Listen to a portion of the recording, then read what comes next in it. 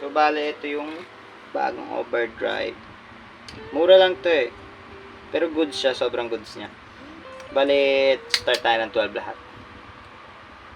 Ang pinaggayahan niya ay RC booster, Sotic. Sotic RC booster. Tapos parang, for me, gitnaan siya ng Pure Sky, tsaka ng Orange Burst ng K-Line. Ito, naka-humbucker ako.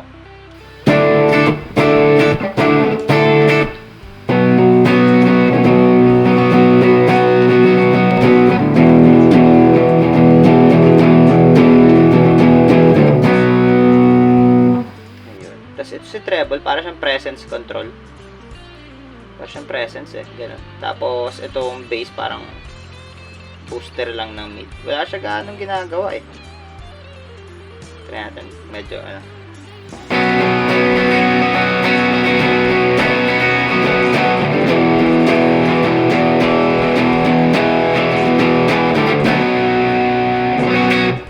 Ayun lang. Tapos, try natin nakapatay yung bass and treble.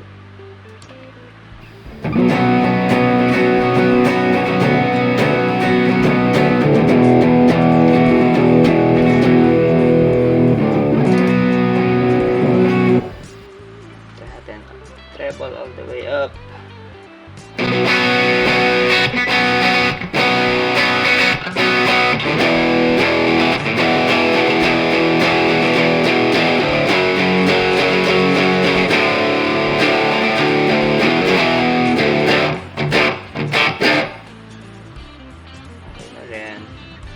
Pero solid siya lalo pagka dinagdagan siya nitong Joy British. Talagang nasa-shape yung tunog niya.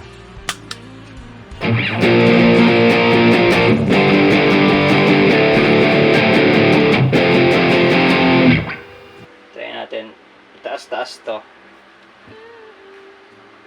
Itaas-taas lang to sa treble, tas konting gain. Yan, para at least.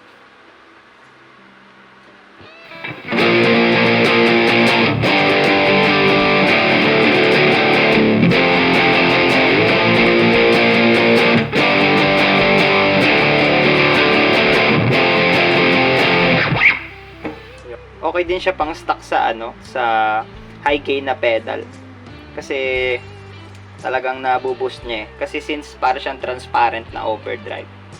Hindi siya tulad ng mga tube based. Talagang na ano niya, nadadagdagan niya yung clarity siguro, ganun something.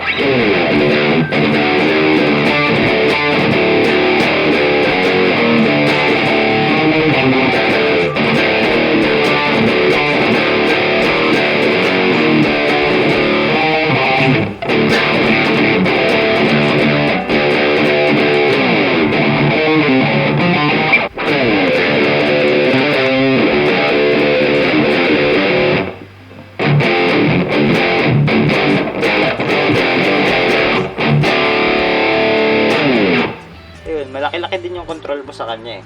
Ganda rin ang control niya eh.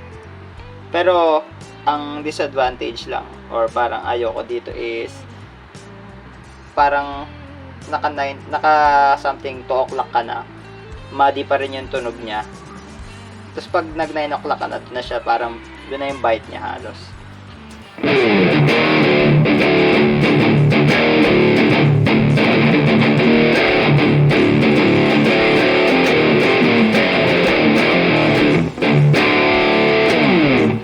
Natin ang wala nito.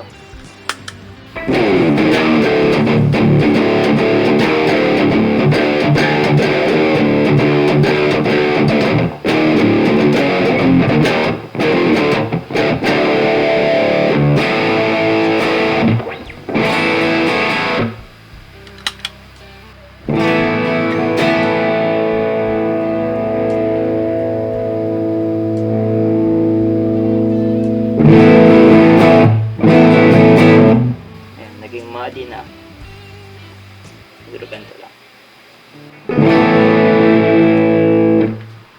Kaya naman natin lagyan siya ng reverb.